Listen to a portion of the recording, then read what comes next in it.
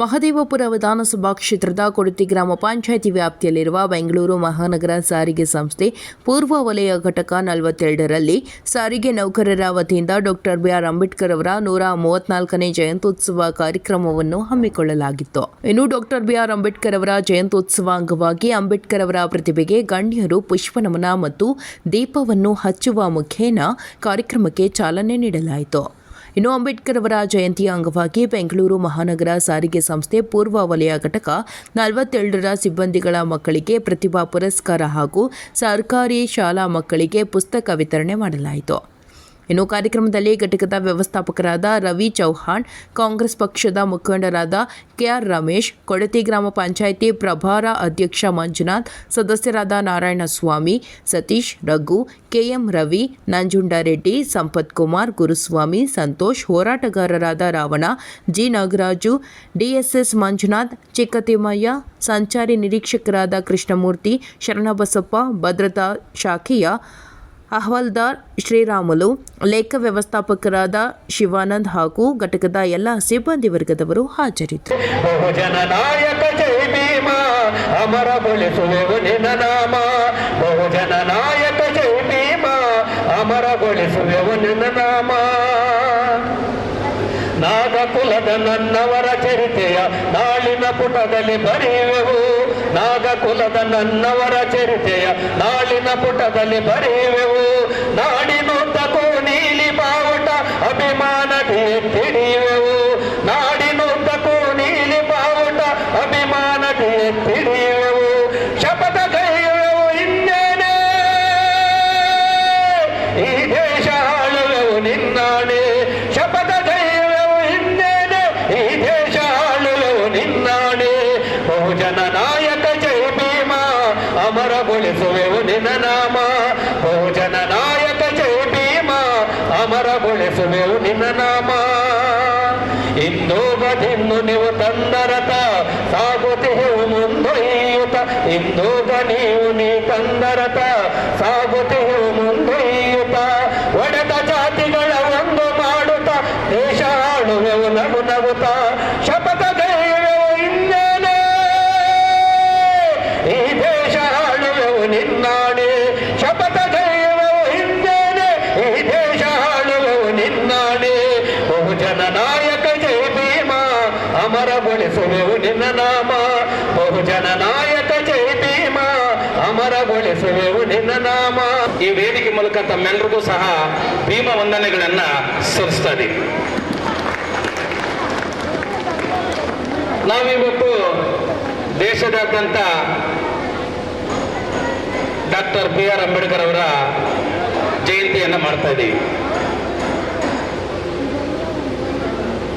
ಹಿಂದೆ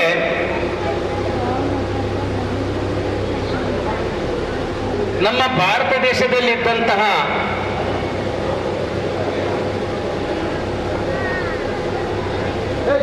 ಜಾತಿ, ಅಸ್ಪೃಶ್ಯತೆ, ಅಸಮಾನತೆ ಇವುಗಳ ಎಲ್ಲದರ ಅಡಿನಲ್ಲಿ ನಾವು ಬದುಕನ್ನ ಸಾಧಿಸಬೇಕಾಗಿತ್ತು.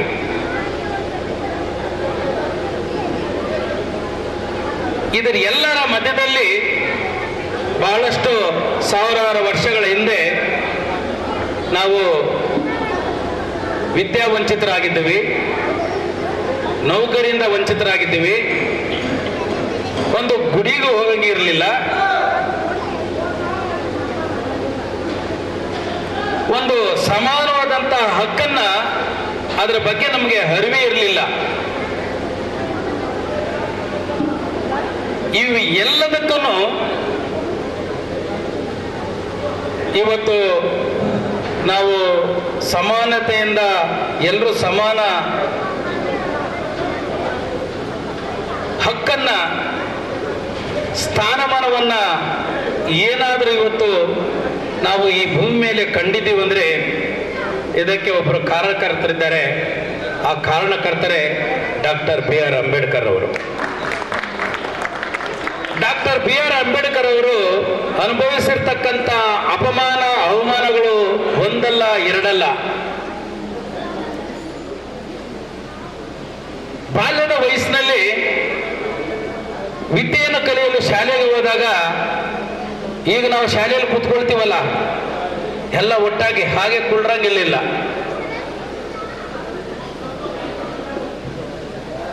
ಶಾಲೆಯಿಂದ ಆಚೆಗೆ ನಮಗೆ ಒಂದು ಗೋಣಿ ಚೀಲವನ್ನು ಹಾಕಿ ಕೂಡಿಸ್ತಿದ್ರು.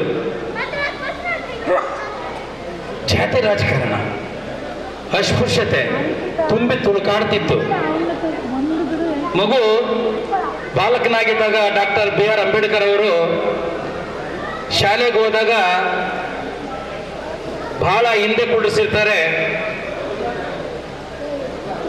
ಡಾಕ್ಟರ್ BR ಅಂಬೇಡ್ಕರ್ ಅವರು ಮನೆಗೆ ಬಂದು ಅವರ ತಾಯಿನ ಒಂದು ಪ್ರಶ್ನೆ ಕೇಳ್ತಾರೆ, ಅಮ್ಮ ಎಲ್ಲರನ್ನೂ ಮುಂದೆ ಕೂಡಿಸಿರ್ತಾರೆ, ನನ್ನ ಯಾಕಮ್ಮ ಗೋಣಿ ಚೀಲ ಹಾಕಿ ಹಿಂದೆ ಕೂಡಿಸಿರ್ತಾರೆ ಏನು ಅಂತ ಕೇಳ್ತಾರೆ. ಆ ತಾಯಿ ಹೇಳ್ತಾರೆ, ಯಾರೋ ಪುಸ್ತಕದಲ್ಲಿ ಬರ್ದಿದ್ದಾರಂತಪ್ಪ, ಅದನ್ನ ಈಗ ಎಲ್ಲರೂ ಅದೇ ತರ ಮಾಡಿದ್ದಾರೆ. ಯಾರೋ ಬಹಳ ಹಿರಿಯರು ದೊಡ್ಡವರು ಈ ರೀತಿ ಬರ್ದಿದ್ದಾರಂತೆ ಪುಸ್ತಕನ, ಅದಕ್ಕಾಗಿ ನಿನ್ನ ಹಿಂದೆ ಕೂಡಿಸ್ತಾ ಇದ್ದಾರೆ, ಅವ್ರನ್ನ ಮುಂದೆ ಕೂಡಿಸ್ತಾ ಇದ್ದಾರೆ. ಇದು ಪುಸ್ತಕದಲ್ಲಿ ಯಾರೋ ಬಹಳ ಬುದ್ಧಿವಂತರು, ಬಹಳ ದೊಡ್ಡವರು ಬರೆದಿದ್ದಾರೆ ಅಂತ ಆ ತಾಯಿ ಮಗನಿಗೆ ಹೇಳಿದಾಗ, ಡಾಕ್ಟರ್ BR ಅಂಬೇಡ್ಕರ್ ಬಾಲಕರಾಗಿದ್ದಾಗ ಅವರು ಒಂದು ಮಾತು ಹೇಳ್ತಾರಂತೆ ತಾಯಿಗೆ, ಅಮ್ಮ ಬಹುಶಃ ಆ ಪುಸ್ತಕದಲ್ಲಿ ಬರೆದಿರೋದು ತಪ್ಪಿರ್ಬೋದು, ಮುಂದಿನ ದಿನದಲ್ಲಿ ಆ ಬರೆದಿರ್ತಕ್ಕಂಥ ತಪ್ಪನ್ನ ನಾನು ಒಳ್ಳೆ ರೀತಿಯಲ್ಲಿ ಒಂದು ಪುಸ್ತಕ ಬರೀತೀನಮ್ಮ ಅಂತ ಹೇಳಿದ್ರಂತೆ. ಇವತ್ತು ನಾವೆಲ್ಲ ಸಮಾನವಾಗಿ ಕೂತಿದ್ದೀವಲ್ಲ, ಎಲ್ಲರೂ ಸಮಾನ ಹಕ್ಕನ್ನು ಪಡೆದಿದ್ದೀವಲ್ಲ, ಇವತ್ತು ಏನು ನಾವು ದೇಶದಲ್ಲಿ ಪ್ರಜಾಪ್ರಭುತ್ವದ ಅಡಿನಲ್ಲಿ ಸಂವಿಧಾನದಲ್ಲಿ ಮೂಲಭೂತ ಸೌಕರ್ಯಗಳನ್ನು ಮತ್ತು ನಾವು ತಗೊಳ್ಳಬೇಕಾದ ಎಲ್ಲ ಸಮಾನ ಹಕ್ಕನ್ನು ಪಡಿತಾ ಇದ್ದೀವಲ್ಲ, ಅವತ್ತು ಸಣ್ಣ ಮಗು ಆಗಿದ್ದಾಗ ಡಾಕ್ಟರ್ BR ಅಂಬೇಡ್ಕರ್ ಹೇಳಿದ್ರಲ್ಲ, ನಾನು ಒಂದು ಹೊಸ ಪುಸ್ತಕ ಬರಿತೀನಮ್ಮ ಅಂತ. ಅದೇ ಹೊಸ ಪುಸ್ತಕ ಸಂವಿಧಾನ ರಚನೆ ಮಾಡಿರ್ತಕ್ಕಂಥ ಡಾಕ್ಟರ್ BR ಅಂಬೇಡ್ಕರ್ ಅವರು ಕಾನೂನು ಮಂತ್ರಿಯಾಗಿ ದೇಶದ ಪ್ರಪ್ರಥಮ ಬಾರಿಗೆ ಸಚಿವ ಸಂಪುಟದಲ್ಲಿದ್ದಾಗ ಅವರಿಗೆ ಒಂದು ಅವಕಾಶ ಸಿಗುತ್ತೆ. ಏನು ಅವಕಾಶ ಅಂದ್ರೆ, ಈ ಭಾರತದ ಸಂವಿಧಾನವನ್ನ ಬರೆಯುವಂತಹ ಒಂದು ಸಮಿತಿಯ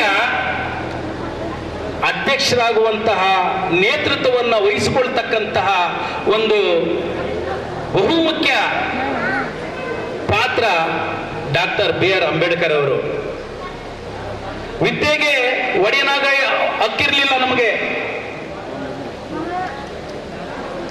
ವಿದ್ಯೆಯಿಂದ ವಂಚಿತರಾಗಿದ್ವಿ. ನೌಕರಿ ಯಾರು ನೌಕರಿ ಕೊಡ್ತಿರ್ಲಿಲ್ಲ, ನೌಕರಿ ವಂಚಿತರಾಗಿದ್ದೀವಿ. ಯಾರು ಗುಡಿ ಗೋಪುರಗಳಿಗೆ ಹೋಗಂಗಿರ್ಲಿಲ್ಲ, ಅಸ್ಪೃಶ್ಯತೆ ತುಂಬಿ ತುಳುಕಾಡುತ್ತಿತ್ತು. ಇವತ್ತು ನಾವು ಹುಟ್ಟಿದ ತಕ್ಷಣ ಮಗುವನ್ನ ನಾಮಕರಣ ಮಾಡಲಿಕ್ಕೆ, ಒಂದು ಹೆಸರಿಡ್ಲಿಕ್ಕೆ ದೇವಸ್ಥಾನಕ್ಕೆ ನೇರ ಹೋಗ್ತೀವಿ. ಅದೇ ಡಾಕ್ಟರ್ BR ಅಂಬೇಡ್ಕರ್ ಅವರು ಒಂದು ದೇವಸ್ಥಾನದ ಮೆಟ್ಟಲನ್ನ ತುಳಿದು ದೇವರ ದರ್ಶನಕ್ಕೆ ಹೋಗ್ಬೇಕಂದ್ರೆ ಅವರು ಬಹುಶಃ 36 ವರ್ಷ ಕಾಯಬೇಕಾಗಿತ್ತು. ಅಂತ ಮಹಾನ್ ನಾಯಕನ ಜಯಂತಿಯನ್ನು ಇವತ್ತು ನಾವು ಆಚರಿಸ್ತಾ ಇದ್ದೀವಿ. ಇದಕ್ಕೆ ಬಹಳ ಪ್ರಾಮುಖ್ಯತೆ ಇದೆ. ಬಾಬಾ ಸಾಹೇಬ್ ಅಂಬೇಡ್ಕರ್ ಅವರು ಶಿಕ್ಷಣದಿಂದ ಸ್ವಲ್ಪ ದೂರ ಆಗಿ ಬಾಲ್ಯದಲ್ಲಿ ನನಗೆ ಶಿಕ್ಷಣ ಬೇಡ ಅಂತೇಳಿ ಸಹಪಾಠಿಗಳು ಕೆಲಸ ಮಾಡ್ತಕ್ಕಂತಹ ಕಂಪನಿಗೆ ಮುಂಬೈಗೆ ಹೋಗಲು ನಿರ್ಧರಿಸ್ತಾರೆ. ಮುಂಬೈಗೆ ಹೋಗಲು ನಿರ್ಧರಿಸಿದಾಗ ಅವರು ತಾಯಿ ತೀರೋದ ನಂತರ ಅವರು ಸೋದರತ್ತೆ ಆಶ್ರಯದಲ್ಲಿ ಡಾಕ್ಟರ್ BR ಅಂಬೇಡ್ಕರ್ ಅವರು ಬೆಳೀತಾರೆ. ಅಲ್ಲಿಗೆ ಹೋಗ್ಬೇಕಾದ್ರೆ ಟ್ರೈನ್ದು ಹಣ ಬೇಕು. 1841ರಲ್ಲಿ ಮೊದಲನೇ ಹುಡುಗ ಅಡ್ಮಿಷನ್ ಆಗೋದು ಮಹಾತ್ಮ ಜ್ಯೋತಿಬಾ ಫುಲೆ ಅವರು, ಈ ದೇಶದ ಮೊಟ್ಟ ಮೊದಲ ವಿದ್ಯಾರ್ಥಿ. ಅವರು 1848ರಲ್ಲಿ ಗೋವಿಂದ ಬಳ್ಳಾಳ್ ಅಂತ ಅವ್ರ ಸ್ನೇಹಿತರ ಮದುವೆಗೆ ಹೋಗಿರ್ತಾರೆ. ಅವರು ಸ್ನೇಹಿತ ಬ್ರಾಹ್ಮಣ ಸಮಾಜದವರಾಗಿರೋದ್ರಿಂದ ಮಹಾತ್ಮ ಜ್ಯೋತಿಬಾ ಫುಲೆ ಸೂತ್ರರಾಗಿರೋದ್ರಿಂದ ಅವ್ರನ್ನ ಒಡೆದು ಆಚೆ ಹಾಕಿರ್ತಾರೆ. ಆಗ ಮಹಾತ್ಮ ಜ್ಯೋತಿಬಾ ಫುಲೆ ಬಂದು ಅವ್ರ ತಂದೆನ ಕೇಳ್ತಾರೆ, ಅಪ್ಪ ನನ್ನನ್ನು ಕರೆದಿದ್ದು ನನ್ನ ಸ್ನೇಹಿತನೇ, ಆದರೆ ನನ್ನನ್ನು ಒಡೆದು ಆಚೆ ಹಾಕಿದ್ರು ಯಾಕೆ ಅಂತ. ನಿನ್ನ ಸಾಯಿಸಿದ ಬಿಟ್ಟಿರೋದೇ ತಪ್ಪಪ್ಪ, ನೀನು ಬದುಕಿ ಬಂದಿರೋದೇ ನನಗೆ ಪುಣ್ಯ ಅಂತಾರೆ. ಆಗ ಮಹಾತ್ಮ ಜ್ಯೋತಿಬಾ ಫುಲೆಯವರು ಮೂಲಮಠ ನದಿ ಹತ್ರ ಅಳ್ತಾ ಕೊಡ್ತಿರ್ತಾರೆ. ಆಗ ಮಧ್ಯಾಹ್ನ 12 ಗಂಟೆ ಸಮಯದಲ್ಲಿ ಪರಕೆ ಕಟ್ಕೊಳ್ತಾ ಇರ್ತಾರೆ, ಮಡಕೆ ಕಟ್ಕೊಳ್ತಾರೆ, ಖುಷಿಯಾಗಿರ್ತಾರೆ. ಆಗ ಮಹಾತ್ಮ ಜ್ಯೋತಿಬಾ ಫುಲೆ ಅವ್ರನ್ನ ಗಮನಿಸ್ತಾ ಇರ್ತಾರೆ. ಅರೆ ಯಾಕೆ ಇವರು ನನ್ನನ್ನು ಹೊಡೆದಿದ್ದಕ್ಕೆ ನನಗೆ ಸಹಿಸ್ಕೊಳಕ್ಕಾಗ್ತಲ್ಲ, ಇವ್ರಿಗೆ ಮಧ್ಯಾಹ್ನ 12 ಗಂಟೆಗೆ ಏನು 12ರಿಂದ 1 ಗಂಟೆ ಒಳಗಡೆ ಊರು ಒಳಗಡೆ ಹೋಗ್ಬೇಕಾಗಿತ್ತು. ಆಗ ಯೋಚನೆ ಮಾಡ್ತಾರೆ ಮಹಾತ್ಮ ಜ್ಯೋತಿಬಾ ಫುಲೆರು, ನನಗೆಲ್ಲ ಅವಮಾನ ಗೊತ್ತಾಗಿದೆ, ಸನ್ಮಾನ ಯಾವುದು ಅವಮಾನ ಯಾವುದು ಅಂತ ನನಗೆ ಗೊತ್ತಿದೆ ಓದಿದ್ರಿಂದ. ಮೊದಲನೇದಾಗಿ ನಾನು ಶಾಲೆ ತೆಗೆಯೋದಾದರೆ ಈ ಸಮುದಾಯಕ್ಕೆ ಶಾಲೆಯನ್ನು ತೆಗಿಬೇಕು ಅಂತೇಳಿ 1848ರಲ್ಲಿ ಮೊದಲನೇದಾಗಿ ನಮಗೆ ಶಾಲೆಯನ್ನು ತೆಗೆದುಕೊಟ್ಟಂಥ ಮಹಾತ್ಮ ಜ್ಯೋತಿಬಾ ಫುಲೆ. ಆ ಮಹಾತ್ಮ ಜ್ಯೋತಿಬಾ ಫುಲೆಯವರು 3 ವರ್ಷ ಆಲೋಚನೆಯನ್ನು ಮಾಡ್ತಾರೆ. ಹೆಣ್ಣೊಂದು ಕಲಿತರೆ ಶಾಲೆಯನ್ನು ತೆರೆದಂತೆ ಅಂತ ಒಂದು ಘೋಷಣೆಯನ್ನು ಮಾಡ್ತಾರೆ ಮಹಾತ್ಮ ಜ್ಯೋತಿಬಾ ಫುಲೆ. 3 ವರ್ಷ ತನ್ನ ಪತ್ನಿಗೆ ಸಾವಿತ್ರಿಬಾಯಿ ಫುಲೆಗೆ ಎಲ್ಲ ವಿದ್ಯಾಭ್ಯಾಸವನ್ನು ಕಲಿಸಿ 1851ರಲ್ಲಿ ಮಹಿಳೆಯರಿಗಾಗಿ ಶಿಕ್ಷಕಿಯಾದಂಥ ಸಾವಿತ್ರಿಬಾಯಿ ಫುಲೆ ಅವರು ಮೊದಲನೇ ಶಿಕ್ಷಕಿ ದೇಶದಲ್ಲಿ. ಅದರ ಜೊತೆಯಲ್ಲಿ ಇನ್ನೊಬ್ಬ ಟೀಚರ್ ಸಾವಿತ್ರಿಬಾಯಿ ಫುಲೆ ಅವರು ಇನ್ನೊಂದು ಟೀಚರ್ನ ಕ್ರಿಯೇಟ್ ಮಾಡ್ತಾರೆ. ಅವರು ಫಾತಿಮಾ ಶೇಖ್ ಅಂತ. ಇದು ಇತಿಹಾಸದಲ್ಲಿ ನಾವು ತಿಳ್ಕೊಬೇಕಾಗಿರೋದು. ಅದಕ್ಕೆ 1919ರಲ್ಲಿ ಒಂದು ಕಾಯ್ದೆ ಬರುತ್ತೆ. ಆ ಕಾಯ್ದೆಯಲ್ಲಿ ಶಾಹು ಮಹಾರಾಜ್ ಅಂತ ಇರ್ತಾರೆ, ಕೊಲ್ಲಾಪುರ ಶಾಹು ಮಹಾರಾಜ್. ಅವರು ಗಂಗಾರಾಮ್ ಕಾಂಬ್ಳೆಯನ್ನು ಕರೆಸಿ, ನೋಡಪ್ಪ ನನ್ನ ಅರಮನೆ ಮುಂದ್ಗಡೆ ಸತ್ಯಶೋಧಕ ಹೋಟೆಲನ್ನು ನೀನು ತೆಗಿಬೇಕು ಅಂತ ಹೇಳ್ತಾರೆ. ಆ ಹೋಟೆಲ್ ಇನಾಗ್ರೇಷನ್ಗೆ ಶಾಹು ಮಹಾರಾಜರು ಬರ್ತಾರೆ. ನೀನು ಗಂಗಾರಾಮ್ ಕಾಂಬ್ಳೆ ಅನ್ನೋರು, ಅವರು ಮಾರ್ಸ್ ಅಂದರೆ ನಮ್ಮ ವಲಯ ಜಾತಿಗೆ ಸೇರಿದವರು, ಅವರಿಗೆ ಹೇಳ್ತಾರೆ ನೀನು ಇಡ್ಲಿ ಉಪ್ಪಿಟ್ಟು ಟೀ ಕಾಫಿ ಮಾಡಿ ಇಡು ಅಂತ. ಮಹಾರಾಜರು ಟೇಪ್ ಕಟ್ ಮಾಡಿದ್ರು. ಮಹಾರಾಜರ ಜೊತೆಯಲ್ಲಿ ಇದ್ರಲ್ಲ ಎಲ್ಲ ಏನು ತಹಸೀಲ್ದಾರರು, DC ಇವರೆಲ್ಲ ಅಧಿಕಾರಿಗಳು, ಅವರೆಲ್ಲ ಬ್ರಾಹ್ಮಣರೇ. ನೋಡಿ ನೀವೆಲ್ಲ ಫಸ್ಟ್ ಟೈಮ್ ಈ ಹೋಟ್ಲಲ್ಲಿ ಊಟ ಮಾಡಬೇಕು ಅಂತ ಹೇಳ್ತಾರೆ. ಇಲ್ಲ ನಾವು ಮಾಡೋದಿಲ್ಲ ಸ್ವಾಮಿ, ಅವನು ಒಲೆಯವನಾಗಿರೋದ್ರಿಂದ ಅವನು ಮಾಡಿರೋ ಊಟನ ತಿನ್ನಲ್ಲ ಅಂತಾರೆ. ಪರವಾಗಿಲ್ಲ, ನನಗೂ ಖುಷಿನೇ, ನೀವು ತಿನ್ನಿಲ್ಲ ಅಂದರೆ ನಾಳೆಯಿಂದ ಈ ಅರಮನೆಯಲ್ಲಿ ನಿಮಗೆ ನಾಳೆಯಿಂದ ಕೆಲಸ ಇಲ್ಲ ಅಂತ ಹೇಳ್ತಾರೆ. ಆಗ ತಿಂತಾರೆ. ತಿಂದಾದ್ಮೇಲೆ ಹೇಳ್ತಾರೆ ಶಾಹು ಮಹಾರಾಜರು, ಯಾರನ್ನ ಸತ್ತಿದ್ದೀರ ನನಗೆ ನೋಡ್ರಿ ಅಂದರು. ಯಾರೂ ಸಹಿಲ್ಲ ಅಂತಾರೆ. ಅದಕ್ಕೆ ರಾಜ್ಯಾಜ್ಞೆ ಹೊಡಿಸ್ತಾರೆ, ಯಾರು ಗಂಗಾರಾಮ್ ಕಾಂಬ್ಳೆ ಹೋಟ್ಲಲ್ಲಿ ತಿಂದು ಬರ್ತಾರೋ ಅವರಿಗೆ ನಾನು ಕೆಲಸ ಮಾಡಿಕೊಡ್ತೀನಿ ಅಂತೇಳಿ ಆಜ್ಞೆಯನ್ನು ಹೊಡಿಸ್ತಾರೆ. ಅಂತ ಮಹಾರಾಜರು ನಮಗೆ ಬೇಕಾಗಿದೆ. ಇವತ್ತು ಬಾಬಾ ಸಾಹೇಬ್ ಅಂಬೇಡ್ಕರ್ ಅವರು ಬಹಳ ಪ್ರಮುಖವಾದಂಥ ಹೋರಾಟವನ್ನು ಕೈಗೆತ್ಕೊಳ್ತಾರೆ. ಹೋರಾಟ ಅಂದರೆ ಮಹಾತ್ನಗರದಲ್ಲಿ 10 ಹುಡುಗರು ಸತ್ತೋಗಿರ್ತಾರೆ. ಏನು ಆ ನೀರು ಕಲುಷಿತ ಅಂದರೆ ಮೇಲ್ಜಾತಿಯವರು ಬಳಸಿದ ಆ ಕೊಳಚೋಗಿರೋ ನೀರನ್ನು ಕುಡಿದು 10 ಮಕ್ಕಳು ಸತ್ತೋಗಿರ್ತಾರೆ. ಇಂಗ್ಲೀಷ್ ಪೇಪರಲ್ಲಿ ಅದು ಪ್ರಕಟಣೆ ಆಗಿರ್ತದೆ. ಬಾಬಾ ಸಾಹೇಬ್ ಅಂಬೇಡ್ಕರ್ ಓದ್ಬಿಟ್ಟು ಆ ಮಹಾತ್ನಗರಕ್ಕೆ ಭೇಟಿಯನ್ನು ಕೊಡ್ತಾರೆ. ಯಾಕೆ ಸತ್ತಿರ್ಬೋದು ಅಂತ. ಆ ಮಕ್ಕಳು ಅಥವಾ ಕುಡಿದಿರೋ ನೀರನ್ನು ನೋಡಿ ಭಾಳ ನೋವಿಂದ ಹೇಳ್ತಾರೆ ಅವರು, ನೀವು ಕುಡಿಯೋ ನೀರನ್ನು ಕೇಳೋ ಹಕ್ಕಿಲ್ಲ ಅಂದಮೇಲೆ ನಿಮ್ಮ ತಾಯಿಯ ಗರ್ಭದ ಒಳಗಡೆನೆ ಸತ್ತೋಗ್ಬಿಡ್ಬೇಕಾಗ್ತು, ನೀವು ಯಾಕೆ ಹುಟ್ಟು ಬಂದ್ರಿ ಅಂತ ಹೇಳ್ತಾರೆ.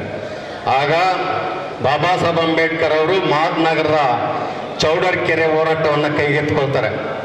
ಈ ದೇಶದಲ್ಲಿ 33 ಕೋಟಿಗಳು ದೇವರುಗಳಿದ್ರು, ಒಬ್ಬರು ನಮ್ಮ ಪರವಾಗಿ ಬಂದು ನೀರು ಬಿಟ್ಟಲಿಲ್ಲ.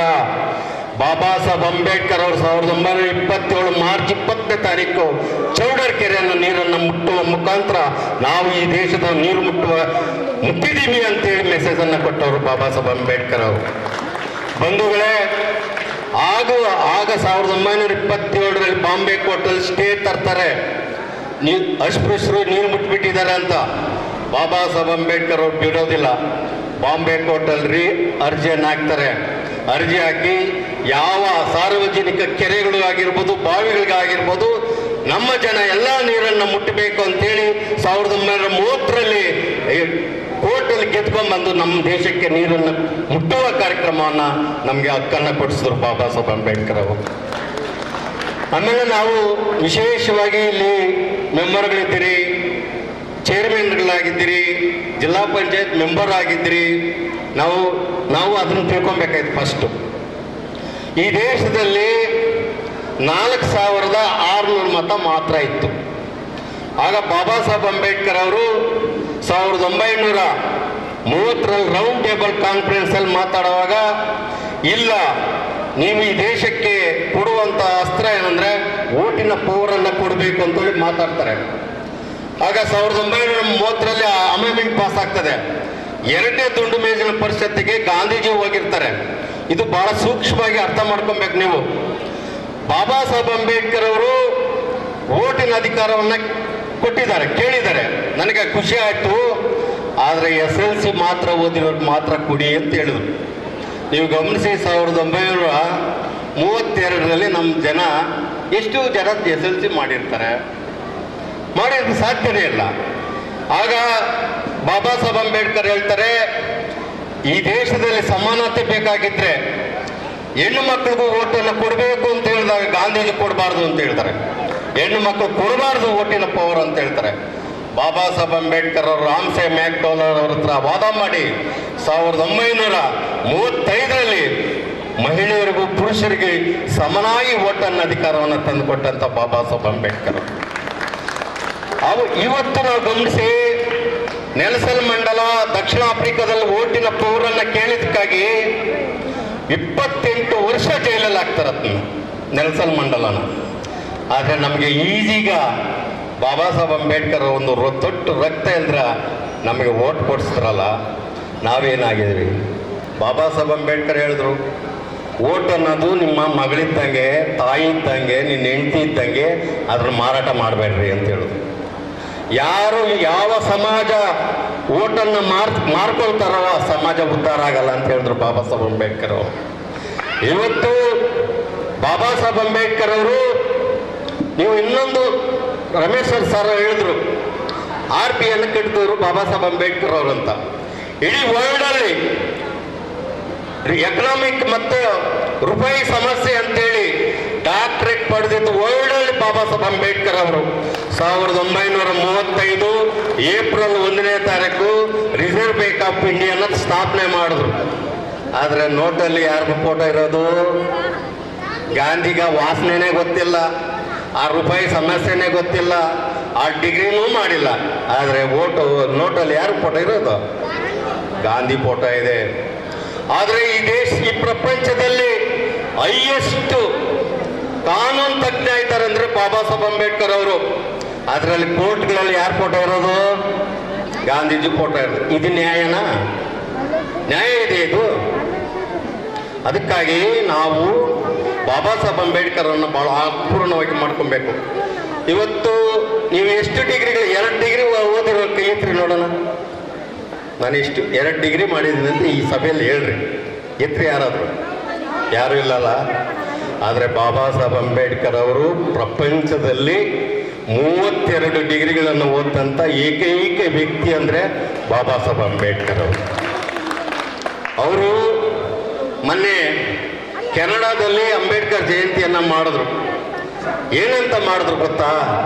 ಬಾಬಾ ಸಾಹೇಬ್ ಅಂಬೇಡ್ಕರ್ ಅವರು ಮೊಟ್ಟ ಮೊದಲನಾಗಿ ನಮ್ಮ ದೇಶಕ್ಕೆ ಬಂದು ನ್ಯೂಯಾರ್ಕಲ್ಲಿ, ಕೆನಡಾದಲ್ಲಿ ಓದಿ ಇವತ್ತು ಪ್ರಪಂಚದಲ್ಲಿ ಹೈಯೆಸ್ಟ್ ಜ್ಞಾನಿಯಾಗಿದ್ದಾರೆ, ನಮ್ಮ ಭಾಗ್ಯ ಅಂತೇಳಿ ಬಾಬಾ ಸಾಹೇಬ್ ಅಂಬೇಡ್ಕರ್ ಜಯಂತಿಯನ್ನು ಕೆನಡಾದಲ್ಲಿ ಮಾಡಿದ್ರು ಮೊನ್ನೆ. ಆದರೆ ಈ ದೇಶದಲ್ಲಿ ಏನಾಗಿದೆ? ಬಾಬಾ ಸಾಹೇಬ್ ಅಂಬೇಡ್ಕರ್ ಹೆಸರು ಹೇಳಿದ್ರೆ ಕೆಲವು ವಾಮಿಟು ಬಂದ್ಬಿಡ್ತದೆ, ಆಮೇಲೆ ಅವ್ರ ಮೈ ಮೇಲೆ ನಾಗರ ಹೋದಂಗೆ ಆಗ್ಬಿಡ್ತದೆ. ಆದರೆ ನೀವು ತಿಳ್ಕೊಳ್ಳಿ, ಬಾಬಾ ಸಾಹೇಬ್ ಅಂಬೇಡ್ಕರ್ ಅವ್ರಿಗೆ ಎಷ್ಟು ತೊಂದರೆ ಕೊಟ್ಟರೂ ಕೂಡ ಬಾಬಾ ಸಾಹೇಬ್ ಅಂಬೇಡ್ಕರ್ ಅವರು ಇಲ್ಲಿ 6000 ಜಾತಿಗಳಿದ್ದಾವೆ, ಒಂದು ಜಾತಿಗೂ ಅನ್ಯಾಯ ಮಾಡಲಿಲ್ಲ. ಎಲ್ಲರನ್ನೂ ಸಮಾನವಾಗಿ ಸಮಪಾಲು ಸಮಬಾಳು ಅಂತೇಳಿ ಬಾಬಾ ಸಾಹೇಬ್ ಅಂಬೇಡ್ಕರ್ ಅವರು ಕಾನ್ಸ್ಟಿಟ್ಯೂಷನಲ್ಲಿ ನಮಗೆಲ್ರಿಗೂ ಕೂಡ ಎಲ್ಲ ಹಕ್ಕುಗಳನ್ನು ಕೊಟ್ಟು ಇವತ್ತು ರಮೇಶ್ ಸರ್ ಹೇಳ್ತಾ ಇದ್ರು, ಒಂದು ಸಂವಿಧಾನ ಒಂದು ಬುಕ್ ಇದೆಯಂತೆ, ಆ ಬುಕ್ಕು ಇಂದಲೇ ನಮಗೆ ಕೀಳು ಮೇಲು ಅಂತ. ಆ ಬುಕ್ಕನ್ನು ಬರೆದವರು ಸುಮತಿ ಭಾರ್ಗವ ಅಂತೇಳಿ, ಅವನು ಮನುಸ್ಮೃತಿ ಅಂತ ಬರೀತಾನೆ. ಶೂದ್ರರಾದವರು ವಿದ್ಯೆಯನ್ನು ಕಲಿಯಬಾರ್ದು, ಶೂದ್ರರಾದವನು ಆಸ್ತಿಯನ್ನು ಇಟ್ಕೊಬಾರ್ದು, ಶೂದ್ರನಾದವನು ಕತ್ತಿಯನ್ನು ಹಿಡಿಯಬಾರ್ದು, ಶೂದ್ರನಾದವನು ಒಂದು ವೇಳೆ ವಿದ್ಯೆಯನ್ನು ಕೇಳಿಸ್ಕೊಂಡ್ಬಿಟ್ರೆ ಕಿವಿಯಲ್ಲಿ ಕಾದ ಸೀಸವನ್ನು ಬಿಡಬೇಕು. ಒಂದು ವೇಳೆ ಅವನು ಕಲಿತು ಬಿಟ್ರೆ ಅವನ ನಾಲಿಗೆಯನ್ನು ಕತ್ತರಿಸ್ಬೇಕು ಅಂತ ಹೇಳಿದರೆ, ಅದಕ್ಕೆ ಬಾಬಾ ಸಾಹೇಬ್ ಅಂಬೇಡ್ಕರ್ 1927 ಡಿಸೆಂಬರ್ 20ನೇ ತಾರೀಕು ಬಹಿರಂಗವಾಗಿ ಆ ಮನುಸ್ಮೃತಿಯನ್ನು ಸುಟ್ಟು ಬಿಸಾಕಿದ್ರು. ಇಂಥ ಮನುಸ್ಮೃತಿ ನಮ್ಗೆ ಬೇಕಾಗಿಲ್ಲ. ಪ್ರಾಣಿ ಪಕ್ಷಿಗಳಿಗೆ ಮಾನ್ಯತೆ ಇದೆ, ಮನುಷ್ಯರ ಮಾನವ ಕುಲಕ್ಕೆ ಗೌರವ ತರುವಂಥ ಮನುಸ್ಮೃತಿ ಅಲ್ಲ ಅಂತೇಳಿ ಬಾಬಾ ಸಾಹೇಬ್ ಅಂಬೇಡ್ಕರ್ ಅವರು 1927ರಲ್ಲಿ ಮನುಸ್ಮೃತಿಯನ್ನು ಸುಟ್ಟಾಕಿದ್ರು. ಆದರೆ ಇವತ್ತು ಮಾನವತೆಯ ಮೌಲ್ಯವಿರುವಂಥ ಸಂವಿಧಾನ ಇವತ್ತು ಗಮನಿಸಿರಿ. ಪಶು ಪ್ರಾಣಿಗಳು ಕೂಡ ರಕ್ಷಣೆ ಇದೆ ಭಾರತದ ಸಂವಿಧಾನ. ಪಶು ಪ್ರಾಣಿಗಳಿಗೂ ರಕ್ಷಣೆ ಇದೆ, ಮರ ಗಿಡಗಳಿಗೂ ರಕ್ಷಣೆ ಇದೆ, ಈ ದೇಶದ ಹೆಣ್ಣು ಮಕ್ಕಳಿಗೆ ರಕ್ಷಣೆ ಇದೆ. ಇವತ್ತು ಬಾಬಾ ಸಾಹೇಬ್ ಅಂಬೇಡ್ಕರ್ ಹೇಳ್ತಾ ಇದ್ರು, ಈ ದೇಶ ನನ್ನ ಜನ ಆಳ್ಬೇಕು ಅಂತ. ನನ್ನ ಜನ ಆಳ್ಬೇಕು ಅಂತಾದರೆ ನಮ್ಮ ಜನ ಓದಬೇಕು. ನೀವೆಲ್ಲರೂ ಕೂಡ ಗಮನಿಸಿರಿ, ನಿಮ್ಮ ಮಕ್ಕಳನ್ನು 6 ವರ್ಷ ಚೆನ್ನಾಗಿ ಮುದ್ದಾಗಿ ಸಾಕ್ತೀರಿ. ಅವಳು ಕೇಳಿದ್ದು ಅವ್ರು ಏನು ಕೊಟ್ರೂ ಮುದ್ದಾಗಿ ಸಾಕ್ತೀರಿ. ಆದರೆ 6 ವರ್ಷ ಆದಮೇಲೆ ಆ ಮಕ್ಕಳನ್ನು ನಿಮ್ಮ ಕಂಟ್ರೋಲ್ ತಗೊತೀರಿ. ಅದಕ್ಕೆ ಬಾಬಾ ಸಾಹೇಬ್ ಅಂಬೇಡ್ಕರ್ ಹೇಳ್ತಾರೆ, ಮಕ್ಕಳನ್ನು ಒಲಿಬೇಡಿ, ಪ್ರೀತಿಯಿಂದ ಓದಿಸ್ರಿ. ನಿಮ್ಮ ಮಕ್ಕಳನ್ನು DC ಆಗಿ ಮಾಡಿ, ನಿಮ್ಮ ಮಕ್ಕಳನ್ನು ಸಾಧ್ಯವಾದ ರಾಷ್ಟ್ರಪತಿ ಮಾಡಿ, ನಿಮ್ಮ ಮಕ್ಕಳನ್ನು ಮುಖ್ಯಮಂತ್ರಿ ಮಾಡಿ, ನಿಮ್ಮ ಮಕ್ಕಳನ್ನು ಪ್ರಧಾನಿ ಮಾಡಿ ಅಂತ ಹೇಳಬೇಕು. 134ನೇ ಜನ್ಮ ದಿನಾಚರಣೆಯನ್ನು ಈ ಘಟಕದಲ್ಲಿ ಮಾಡಿದ್ದಾರೆ. ಮತ್ತು ಅಂಬೇಡ್ಕರ್ ಸಾಹೇಬ್ರ ಬಗ್ಗೆ ಈಗಾಗಲೇ ಎಲ್ಲ ವೇದಿಕೆಯಲ್ಲಿರ್ತಕ್ಕಂಥ ಎಲ್ಲ ಗಣ್ಯ ವ್ಯಕ್ತಿಗಳು ಮಾತಾಡಿದ್ದಾರೆ. ಒಂದು ಏನು ಘಟಕ 42ರಲ್ಲಿ ಒಂದು ವಿಶಿಷ್ಟ ಕಾರ್ಯಕ್ರಮವನ್ನು ಕಾರ್ಮಿಕರ ಕುಟುಂಬದ ಜೊತೆಯಲ್ಲಿ ಈ ಕಾರ್ಯಕ್ರಮವನ್ನು ಮಾಡಿದ್ದೇವೆ. ನಮ್ಮ ಕಾರ್ಮಿಕರ ಹಸಿವು ನೋವು ತುಂಬ ಇದೆ, ಇಲ್ಲ ಅಂತ ಹೇಳ್ತಾ ಇಲ್ಲ.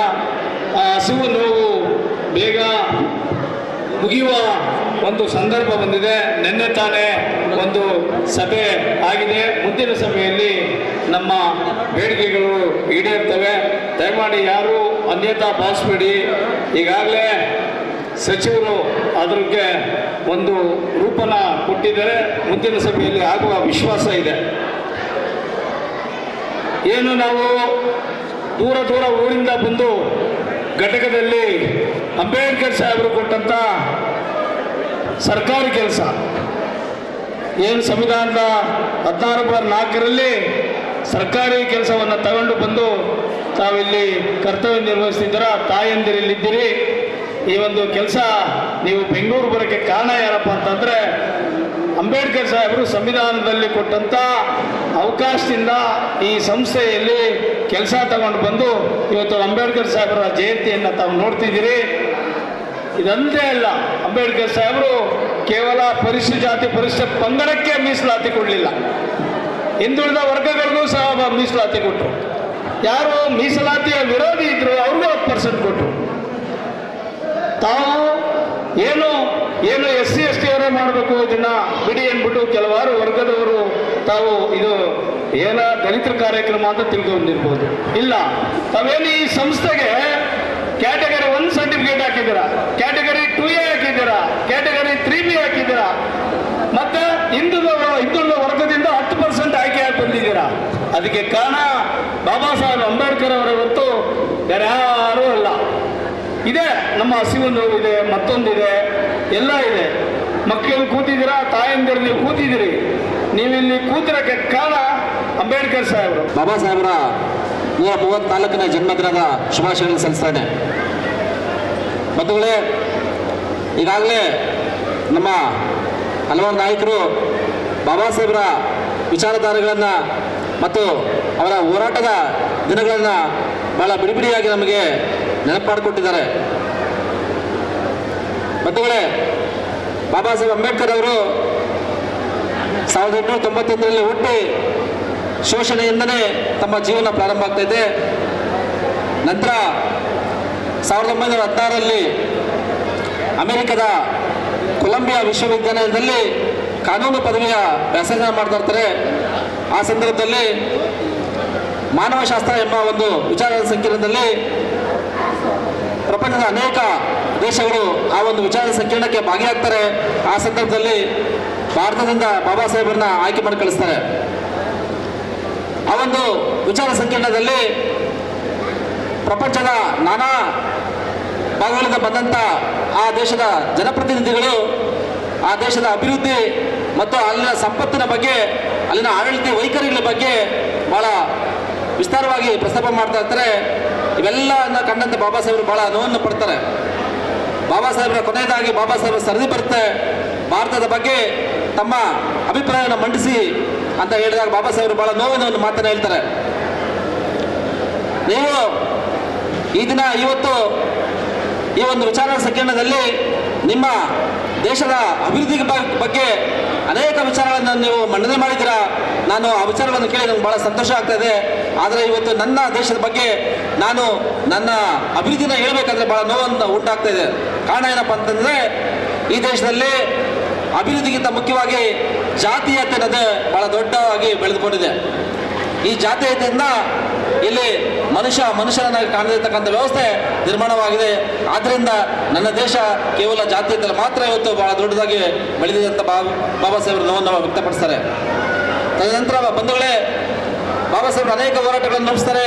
ಅದರೊಟ್ಟಿಗೆ ನಮ್ಮ ನಾಯಕರಿಗೆ 1927 ಮಾರ್ಚ್ 20ರಂದು ಶತಶತಮಾನಗಳಿಂದ ಸುಮಾರು 2000 ವರ್ಷಗಳಿಂದ ಭೂಮಿ, ಆಸ್ತಿ, ಹಕ್ಕು, ವಿದ್ಯೆ ಏನೂ ಇಲ್ಲದಿರ್ತಕ್ಕಂಥ ಸಂದರ್ಭದಲ್ಲಿ ಬಾಬಾ ಸಾಹೇಬರು ಒಂದು ದಿಟ್ಟ ನಿರ್ಧಾರವನ್ನು ಕೈಗೊಳ್ತಾರೆ. ಚೌಡಾರ್ಕೆರೆ ಮಹಾಟ್ನಲ್ಲಿ ಇರ್ತಕ್ಕಂಥ ಚೌಡಾರ್ಕೆರೆ ಹೋರಾಟವನ್ನು ಪ್ರಾರಂಭ ಮಾಡ್ತಾರೆ. ಆ ಸಂದರ್ಭದಲ್ಲಿ ಬಾಬಾ ಸಾಹೇಬರು ಕೂಡ ಬಹಳ ತುಂಬ ಮನುವಾದಿಗಳು ತುಂಬ ತೊಂದರೆಯನ್ನು ಕೊಡ್ತಾರೆ. ಆದರೆ ಬಾಬಾ ಸಾಹೇಬರು ಲೆಕ್ಕಿಸದೆ 1927ರಲ್ಲಿ ಮೊಟ್ಟ ಮೊದಲಿಗೆ ಈ ಮಹಾಟ್ ಚೌಡಾರ್ಕೆರೆಯ ನೀರನ್ನು ಮುಟ್ಟೋದಕ್ಕೆ ಪ್ರಾರಂಭ ಮಾಡ್ತಾರೆ. ತದನಂತರ ದೇವಸ್ಥಾನಗಳು ಕೂಡ ಪ್ರವೇಶ ಇರೋದಿಲ್ಲ. ಬಾಬಾ ಸಾಹೇಬ್ ಅಂಬೇಡ್ಕರ್ ಅವರು 1930ರಲ್ಲಿ ನಾಸಿಕ್ನಲ್ಲಿ ಇರ್ತಕ್ಕಂಥ ಕಾಳಾರಾಮ್ ದೇವಸ್ಥಾನ ಪ್ರವೇಶ ಮಾಡಲಿಕ್ಕೆ ಪ್ರಯತ್ನ ಮಾಡ್ತಾರೆ. ಆ ಸಂದರ್ಭದಲ್ಲಿ ಅವರ ಮನೆಯಿಂದ ಒಂದು ಟೆಲಿಗ್ರಾಮ್ ಬರುತ್ತೆ ಬಾಬಾ ಸಾಹೇಬರಿಗೆ. ಆ ಟೆಲಿಗ್ರಾಮ್ ಏನಪ್ಪ ಅಂತಂದರೆ, ಬಾಬಾ ಸಾಹೇಬರ 2ನೇ ಮಗ ತೀರು ಹೋಗಿರ್ತಕ್ಕಂಥ ಒಂದು ಸಂದೇಶವನ್ನು ಕೊಡ್ತಾರೆ. ಬಾಬಾ ಸಾಹೇಬ್ ಭಾಳ ನೋವನ್ನು ಪಡ್ತಾರೆ. ಆದರೂ ಕೂಡ ಬಾಬಾ ಸಾಹೇಬರು ಎದೆಗುಂದೋದಿಲ್ಲ. ಕಾರಣ ಏನಪ್ಪ ಅಂತಂದರೆ, ಇವತ್ತು ನನ್ನ ಒಬ್ಬ ಮಗ ತೀರೋಗಿರ್ಬೋದು, ಆದರೆ ಈ ಒಂದು ಹೋರಾಟವನ್ನು ನಾನು ಕೈ ಬಿಟ್ಟರೆ ನನ್ನ ಈ ದೇಶದಲ್ಲಿ ಇರ್ತಕ್ಕಂಥ ಕೋಟ್ಯಾಂತರ ನನ್ನ ಬಡ ಮಕ್ಕಳು ಇವತ್ತು ಸತ್ತು ಹೋಗ್ತಾರೆ, ನೋವನ್ನು ಅನುಭವಿಸ್ತಾರೆ ಅಂತ ಹೇಳ್ಬಿಟ್ಟು ಬಾಬಾ ಸಾಹೇಬ್ ಭಾಳ ದುಃಖದಿಂದ ಮತ್ತೆ ಸುಮಾರು ಒಂದು 10,000 ಜನರ ಒಂದು ದಂಡನೆ ಕಟ್ಟಿ ಆ ಒಂದು ನಾಸಿಕ್ನಲ್ಲಿ ಇರ್ತಕ್ಕಂಥ ಕಾಳಾರಾಮ್ ದೇವಸ್ಥಾನಕ್ಕೆ ಪ್ರವೇಶ ಮಾಡಿ ಅಲ್ಲಿಂದ ತನ್ನ ಸಾಮಾಜಿಕ ಒಂದು ನ್ಯಾಯವನ್ನು ಪಡಲಿಕ್ಕೆ ಬಾಬಾ ಸಾಹೇಬ್ ಪ್ರಾರಂಭ ಮಾಡ್ತಾರೆ. ನಂತರ ಬಾಬಾ ಸಾಹೇಬರು ಅನೇಕ ಹೋರಾಟಗಳನ್ನು ಮಾಡ್ತಾ ಬರ್ತಾರೆ. 1950ರಲ್ಲಿ ಬಾಬಾ ಸಾಹೇಬರನ್ನ ಸಂವಿಧಾನ ಸಭೆಗೆ ಆಯ್ಕೆ ಮಾಡಬೇಕಾದ್ರೆ ಅಂದಿನ ಕಾಂಗ್ರೆಸ್ ಮತ್ತು ಮನುವಾದಿ ಟೀಮು ಏನಿರ್ತಾರೆ ಅವರು ಬಾಬಾ ಸಾಹೇಬರ ಪ್ರತಿ ಹೆಜ್ಜೆಜ್ಜು ಮುಳ್ಳಾಗಿ ಬಾಬಾ ಸಾಹೇಬರನ್ನ ನಮ್ಮ ಶೋಷಿತ ಸಮಾಜವನ್ನು ಬಿಟ್ಟು ಬಾಬಾ ಸಾಹೇಬರನ್ನ ಸೋಲಿಸ್ತಾರೆ ಚುನಾವಣೆಯಲ್ಲಿ. ತದನಂತರ ಬಾಬಾ ಸಾಹೇಬರು ಭಾಳ ನೋವನ್ನು ಪಡ್ತಾರೆ. ಇವತ್ತು ನನ್ನ ಸಮಾಜಕ್ಕೋಸ್ಕರ ನಾನು ಹಗಲಿರುಳು ಶ್ರಮಿಸಲು ನನ್ನ ಸಮಾಜ ನನ್ನ ಅರ್ಥ ಮಾಡ್ಕೊಳ್ತಲ್ಲ ಅಂತ ಹೇಳೋ ಸಂದರ್ಭದಲ್ಲಿ ಪಶ್ಚಿಮ ಬಂಗಾಳದಲ್ಲಿರ್ತಕ್ಕಂಥ ಜೈಸೂರು ಮತ್ತು ಕುಲ್ಲಾ ಕ್ಷೇತ್ರದಿಂದ ಅಲ್ಲಿನ ಮುಸಲ್ಮಾನರು ಒಂದಷ್ಟು ಕೆಳ ಜಾತಿ ವರ್ಗದವರು ಬಾಬಾ ಸಾಹೇಬರು ಮತ್ತೆ ಪಾರ್ಲಿಮೆಂಟ್ಗೆ ಬಾಬಾ ಸಾಹೇಬ್ರನ್ನ ಚುನಾಯಿತ ಪ್ರತಿನಿಧಿ ಕಳಿಸಿ ಬಾಬಾ ಸಾಹೇಬ್ರನ್ನ ಪಾರ್ಲಿಮೆಂಟಲ್ಲಿ ಸಂವಿಧಾನ ರಚನಾ ಸಭೆಯಲ್ಲಿ ಅಧ್ಯಕ್ಷರನ್ನಾಗಿ ಆಯ್ಕೆ ಮಾಡ್ತಾರೆ. ತದನಂತರ ಬಂಧುಗಳೇ, ನಾವು ಇವತ್ತು ಅನೇಕ ಮಹಿಳೆಯರು, ಅನೇಕ ತಾಯಂದಿರು, ಅನೇಕ ವಿದ್ಯಾರ್ಥಿಗಳು ಈ ಒಂದು ಕಾರ್ಯಕ್ರಮದಲ್ಲಿ ಭಾಗಿಯಾಗಿದ್ದೀರಾ. ಇವತ್ತು ಇದಕ್ಕೆಲ್ಲ ಕಾರಣ ಬಾಬಾ ಸಾಹೇಬರು ಕೊಟ್ಟಿರ್ತಕ್ಕಂಥ ಸಂವಿಧಾನದ ನಮಗೆ ಒಂದು ಮೀಸಲಾತಿ. ಈ ಸಂವಿಧಾನ ಅಡಿಯಲ್ಲಿ ಬಾಬಾ ಸಾಹೇಬರು ಪಾರ್ಲಿಮೆಂಟಲ್ಲಿ ಮಹಿಳೆಯರ ಪರವಾಗಿ ಮೊಟ್ಟ ಮೊದಲಿಗೆ ಹಕ್ಕುಗಳನ್ನು ಮಂಡಿಸಲಿಕ್ಕೆ ಪ್ರಾರಂಭ ಮಾಡ್ತಾರೆ. ಮಹಿಳೆಯರು ಕೂಡ ಪುರುಷರಂತೆ ಈ ದೇಶದಲ್ಲಿ, ಈ ಸಮಾಜದಲ್ಲಿ ಅವರು ಕೂಡ ಸರಿ ಸಮಾನರು ಅಂತ ಬಾಬಾ ಸಾಹೇಬರು ಪಾರ್ಲಿಮೆಂಟಲ್ಲಿ ಮಂಡನೆ ಮಾಡಿದಾಗ ಅವರು ಕೂಡ ಸಮಾನ ಹಕ್ಕುಗಳನ್ನು ಸಿಗಬೇಕು ಅಂತ ಹೇಳಿದಾಗ ಅಲ್ಲಿದ್ದಂಥ ಕಾಂಗ್ರೆಸ್ ಮತ್ತು ಅಲ್ಲಿರ್ತಕ್ಕಂಥ ಮನುವಾದಿ ಟೀಮು ಬಾಬಾ ಸಾಹೇಬ್ರನ್ನ ಸಂಪೂರ್ಣವಾಗಿ ತಿರಸ್ಕಾರ ಮಾಡ್ತಾರೆ. ನಾವು ಎಲ್ಲರೂ ಸೇರಿ ಈ ಆಚರಣೆ ಮಾಡ್ತಾ ಇದ್ದೇವೆ. ಈಗ ನಾನು 1981ರಲ್ಲಿ BMTC ಘಟಕದಲ್ಲಿ ಡಿಪೋ 1ರಲ್ಲಿ ಚಾಲಕನಾಗಿ ಕಾರ್ಯನಿರ್ವಹಿಸಿದ್ದೇನೆ. ನಾನು ಈ ದಿನ ಸರ್ಜಾಪುರದಲ್ಲಿದ್ದೆ. ಗೋವಿಂದ್ ಅವರು ಈ ಥರ ಕಾರ್ಯಕ್ರಮ ಇದೆ ನಿಮ್ಮ ಡಿಪೋಲ್ಲಿ, ಒಳ್ಳೆ ಕಾರ್ಯಕ್ರಮ ಮಾಡ್ತಾ ಇದ್ದಾರೆ ಬನ್ನಿ ಅಂತ ಕರೆದರು. ನನಗೆ ಗೊತ್ತಿರಲಿಲ್ಲ. ಆಗ ನಮ್ಮ ಸ್ನೇಹಿತರು ಇರ್ತಾರೆ, ಚಾಲಕ ನಿರ್ವಾಹಕರು ಇರ್ತಾರೆ, ಡಿಪೋ ಮ್ಯಾನೇಜರ್ ಇರ್ತಾರೆ, ಮೆಕ್ಯಾನಿಕ್ಗಳಿರ್ತಾರೆ, ಎಲ್ಲರೂ ನೋಡಬೇಕು ಅಂಥೇಳಿ ನನಗೆ ಆಸಕ್ತಿ ಆಯಿತು. ಬಂದ ತಕ್ಷಣ ಎಲ್ಲರೂ ಕೂಡ ಮಾತಾಡಿಸಿದ್ರು. ನಮ್ಮ ಚಾಲಕರು, ನಮ್ಮ ಸ್ನೇಹಿತರುಗಳು ಭಾಳಷ್ಟು ಜನ ಸಿಕ್ಕಿದ್ರು ಸಹ. ಭಾಳ ಸಂತೋಷ ಆಯಿತು ನನಗೆ. ನಾನು ಬರಬೇಕಂತಿರಲಿಲ್ಲ, ಆಕಸ್ಮಿಕವಾಗಿ ಬಂದಿದ್ದೀನಿ. ಬಂದಮೇಲೆ ನಮ್ಮ ಡಿಪೋ ಮ್ಯಾನೇಜರ್ ಸಾಹೇಬರು ಎಲ್ಲರೂ ಕೂಡ ಭಾಳ ಚೆನ್ನಾಗಿ ಈ ಕಾರ್ಯಕ್ರಮನ ಯಶಸ್ವಿಗೊಳಿಸ್ಲಿಕ್ಕೆ ಆಗಿದೆ, ಮಾಡಿದ್ದಾರೆ. ಹಾಗಾಗಿ ನಾನು 28 ವರ್ಷ ಸೇವೆ ಸಲ್ಲಿಸಿ ನಂತರ ಸರ್ಜಾಪುರ ಕ್ಷೇತ್ರದಲ್ಲಿ ಬೆಂಗಳೂರು ನಗರ ಜಿಲ್ಲಾ ಪಂಚಾಯಿತಿಯಲ್ಲಿ ಪೇಪರನ್ನು ಕೊಟ್ಟು ಜಿಲ್ಲಾ ಪಂಚಾಯಿತಿ ಮೆಂಬರಾಗಿ ಸದಸ್ಯರಾಗಿ ಆಯ್ಕೆ ಮಾಡಿದ್ರು. ನಂತರ ಸೇವೆ ಮಾಡಲಿಕ್ಕೆ ಆಗಲಿಲ್ಲ. 5 ವರ್ಷ ನಾನು ಸೇವೆ ಮಾಡಬೇಕಲ್ವಾ, ಹಾಗಾಗಿ ಸಂಸ್ಥೆಯಲ್ಲಿ ಸೇವೆ ಮಾಡಲಿಕ್ಕಾಗಲಿಲ್ಲ. 2007ರಲ್ಲಿ VRS ತಗೊಂಡು ನಾನೀಗ ಸಮಾಜ ಸೇವೆ ಮಾಡ್ತಾಯಿದ್ದೀನಿ.